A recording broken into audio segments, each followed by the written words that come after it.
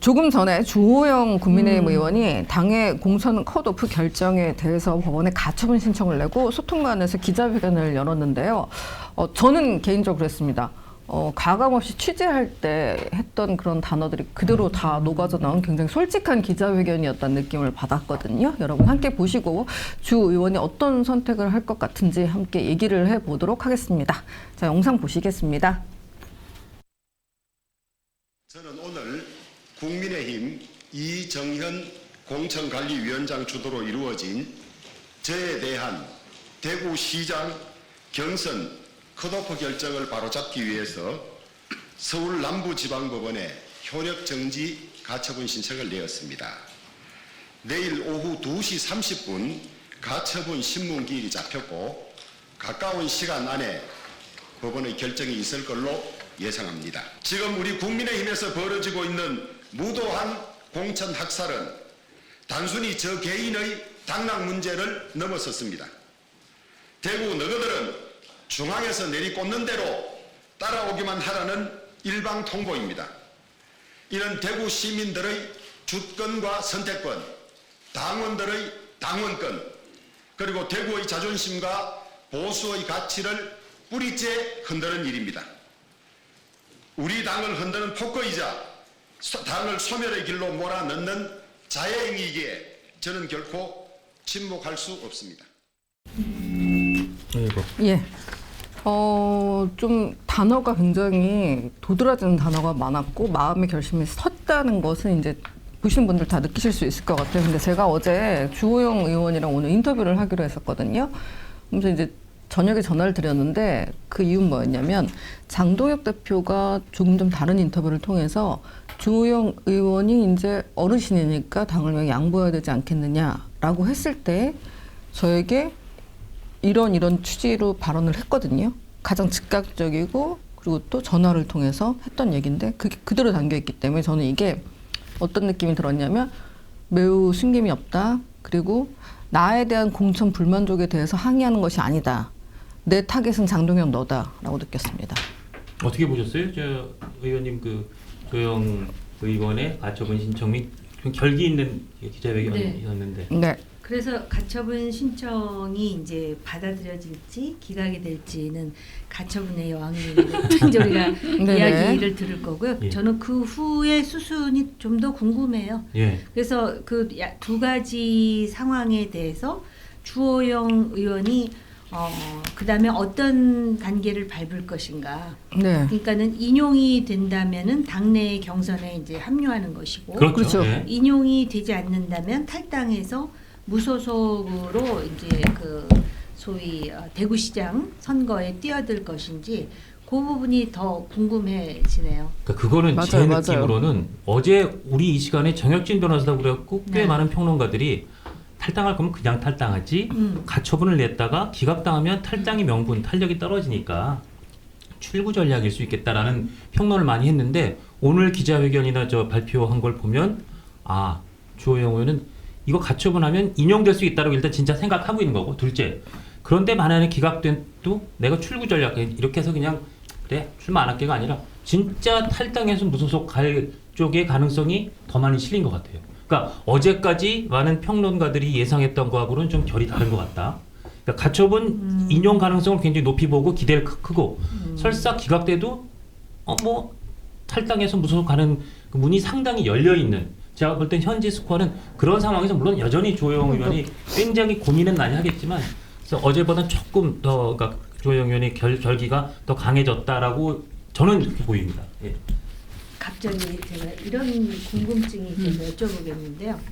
인용이 되면 사람들은 내용은 안 봐요. 예. 인용되고 네네. 끝나는데 기각이 되더라도 이제 어떤 사유로 보통 이제 재판부에서 그런 거 결정문을 쓸 때 사실은 이런 면에서 상당히 그 비합리적이고 불합리한 재량권 일단 양형이겠죠. 네. 그런데 그럼에도 불구하고 당내 사안이라 이렇게 자유권, 예, 당의 어떤 자유권이다. 식으로 그 결론을 쓰느냐에 따라서 그렇죠. 기각이 돼서 나오더라도 정당화의 명분을 얻을 수 그렇겠죠. 있는 여지는 예. 있을 텐데 그게 우리 여신님께서 전 처음에는 예. 네. 아니 이런 무슨 경선 공천의 문제를 법원까지 가져가나 예, 예. 차라리 그럼 법원이 그렇게 법원에 신뢰한다면 그냥 공천권을 법원에서 판단하게끔 하고 서로 가지지 이랬다가 또 주호영 의원이 법원을 간다고 하니까 제가 오늘 아침에 국민의힘 또 게시판 들어가가 예. 사이트 들어가가지고 규정 다 찾아봤잖아요. 예. 네. 그러니까 이 규정이 있더라고요. 네. 규정이 있어요. 예. 네네. 지방선거 공직 후보자 추천 규정 해가지고 올 26년 이번 선거를 위해서 이게 또 새로 마련이 된 것 같아요. 예. 그러니까 이 규정이 있으면 이 규정을 따라서 경선도 진행하고 후보자 추천도 하고 해야 되는 거예요. 근데 주호영 의원도 아마 이 규정을 봤을 거예요. 그 규정 중에 그럼요. 뭐 이- 특히 어긴 게 있어요? 그러니까 이 보니까 예. 주호영 의원이 억울할 만한 게 네. 억울할 만한 포인트가 있어요. 예, 그러니까 자격 심사를 해야 돼요. 네. 자격 심사를 안 하는데 자격 심사를 실시하도록 하고 자격 심사의 내용은 뭐냐면 이게 뭐 서류 심사, 면접 심사, 뭐 당무감사위원회 감사 결과, 또 네. 윤리위원회 심사 결과, 현재 실태 조사, 여론조사 결과, 뭐 당의 기여도 이런 거를 종합적으로 평가해가지고 자격 심사 기준을 확정을 하는 거예요. 네. 그러면은 그 뒤에 보면 또 있어요. 시도당 공천관리위원회는 이 심사 기준을 따라야 한다고 규정을 하고 있어요. 그렇죠. 거기에다가 또 중앙당 및 시도당 공천관리위원회가 자격 심사를 통해서 경선 대상 후보자를 압축할 수 있다고 규정하고 네, 네, 있고 네. 또 단수 후보자를 추천할 수 있다고 규정을 하고 있어요. 예. 그러니까 이 자격 심사 기준이 중요한 거예요. 예, 근데 예, 예. 주호영 의원이 문제를 삼는 건 이 자격 심사가 제대로 나에 대해서 적용을 했느냐 이 부분을 문제 삼고 있는 건데 예. 갑자기 주호영 의원이 문제 삼는 건 뭐 세대 교체 그러면서 네. 제대로 자기에 대해서 심사를 안 하고 유력 후보자인 이진숙 전 위원장과 현직 육선인 나를 탈락시켰다. 예. 그리고 그 여론조사에서 1, 2위를 앞서고 있었잖아요. 예. 그리고 지금 경선에 올라간 다른 후보자들에 비해서 내가 당내 기여도 아니면은 그 현지의 당의 자신의 입지 이런 거에서 뒤질 게 하나도 없다. 예. 도대체 어떤 식으로 나를 심사한 거냐 주목보고식이다. 예, 예, 예. 그래서 이 부분을 문제 삼고 이제 가처분을 신청하려고 하는 것 같은데 기존에 지금 국민의힘에서 가처분 많이 졌잖아요. 네. 그렇죠. 그러니까 배현진 의원도 있고 그다음에 김동혁 전 최고위원도 있고 김동혁 네. 최고, 예. 아마 그 기준에 따라서 이것도 똑같이 볼 거란 말이에요. 예. 근데 주호영 의원 입장에서는 그 기준에 따르면 내가 불리하지 않을 것이다라고 판단을 한 것 같아요. 그러니까 주호영 의원도 판사 출신이고 네, 맞아요. 법리에 밝은 분인데 그러니까 오늘 그 기자회견에서 그 부분이 눈길을 끌더라고요.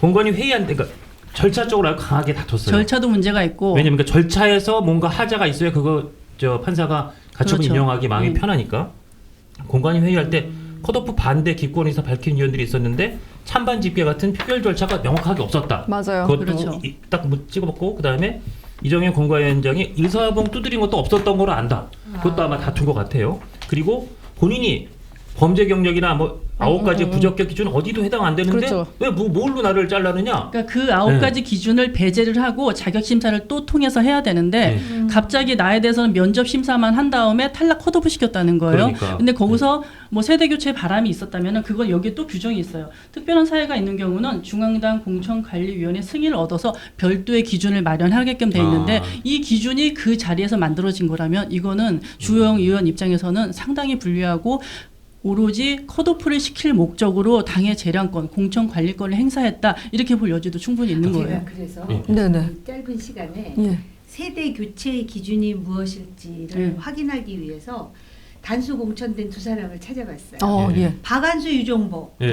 아마 주호영보다 나이 많을 같은 세대죠. 네. 예. 아니 세대는 나이가 많다니까. 아, 그러니까요? 아, 그러네요. 세대 예. 교체도 아니네요 그러면. 어. 근데 지금 올라간 분들이 다 세대 교체는 아니잖아요. 경선에 올라간 이미 뭐 공천 받은 분들도 네. 이렇게 같은 세대, 같은 그냥 세대 올드보이스. 새 얼굴, 네. 기준이 없어요. 네, 새 얼굴. 그러니까. 그래서 그러니까 제가 어제 방송에서 얘기를 한 게 주호영 의원이 가처분으로 충분히 다퉈볼 만한데 내가 이걸 왜 피하냐. 나는 가처분을 해서 그 결과를 볼 것이고 그 절차상에 밑에서 하자가 있다고 나올 수 예. 있다. 그러니까. 그 밑에서 모든 걸 다 진행하고 있다. 또 한 가지 궁금해. 네. 만약에 그래서 인용이 되면 네. 이진수 위원장도 같이 본인이 이제 다투지 않았잖아요. 아니 이건 주호영 의원이 신청한 거니까 주호영만? 주호영 의원만 아. 대상인 거죠. 근데 보니까 네.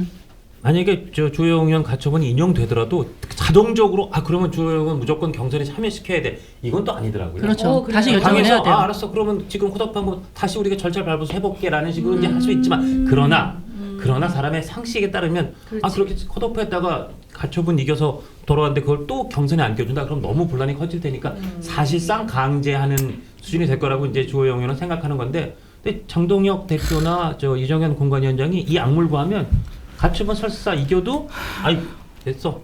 어차피 우리가 다시 절차 밟아서 또 컷오프할래 이럴 수도 있긴 하더라고요. 아니 법률적으로. 그러면 오히려 주호영 의원은 좋죠.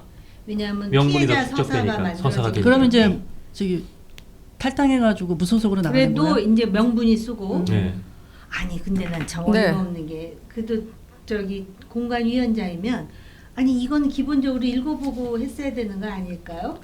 거기가 지금 원래 사무총장이 들어가서 공관위에 그러게요. 부위원장으로 실무적으로 이런 걸 다 해줘야 되는데 지금 사무총장하고 공관위원장도 사이가 사이가 안 안 좋다고 벌어져 있다면서요. 그러더라고요. 이 영상이 마음에 드셨다면 압도적인 좋아요와 구독, 알림 설정 부탁드립니다.